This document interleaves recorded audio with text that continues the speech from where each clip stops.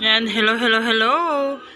And today's video, ipapakita natin paano natin nilalagyan ng tubig ang ating dual air cooler. Yan. Diba, nakapag-upload na tayo paano natin linisin. Ito naman paano lagyan ng tubig. Hindi rin namin naitanong kung sa pagbili namin dito kung paano. Pero syempre, nabasa namin ng tap water inlet. Ay, bumaba na yung tubig, oh. Diba? Salina mo lang salina ng tubig dito. Tinatabo lang ginagawa ko. Tinatabo ko ng tinatabo. Yan. Pero kung may hose kayo, pwede naman siyang lagyan nyo ng hose. Kasi hindi ko pa nasubukang gamitin ng ng hose dito, yung sinasalpak dito.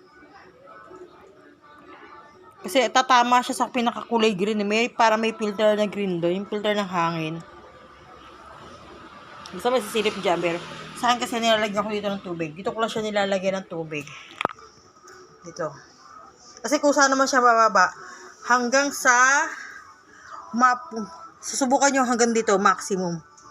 Yan. Hanggang magdamag nyo na yung magagamit. Maximum. Kailangan nalagyan nyo siya ng tubig nang hindi nakasaksak. Yan. Pag ako nagsali ng tubig dito sa cooler ko, hanggang inaabot ko ang maximum, hanggang dito, inaabot ko talaga, pinupuno ko hanggang maximum. Siyempre, yan. Tiyagaan lang paglagay ng tubig. Yan, after ng maximum ko dyan, yan, pag naglagay ko na yung maximum na tubig ko, hindi pa siya nakasaksak hindi pa siya nakasaksak. So, lalagay ko naman to, ito yung pinakano natin, yung, di ba, parang freezer. Lagi mo sa freezer to para mag-yellow. So, dito siya kukuha ng lamig, di ba? Para pag yung nagpo-flow yung tubig sa loob, umaangat dito, yun ang mag-absorb. At least malamig yung ibubuga ng hangin nyo pag mainit talaga. Sa ganito ito.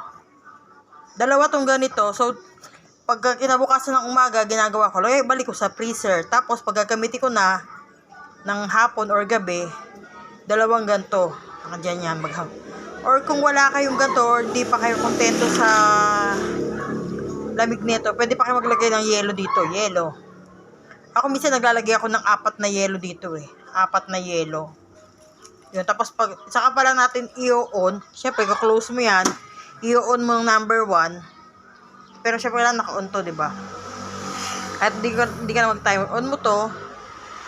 Tapos i-press mo to. Cool. Para yung tubig na magpo-flow siya rito. Magkakaroon siya ng tubig dito. Aangat yun hanggang sa mag-circulate yung tubig sa loob. Yun ang bubuga ng hangin ng lamig. Ayan. Kailangan nakapress to Ipe-press mo siya down.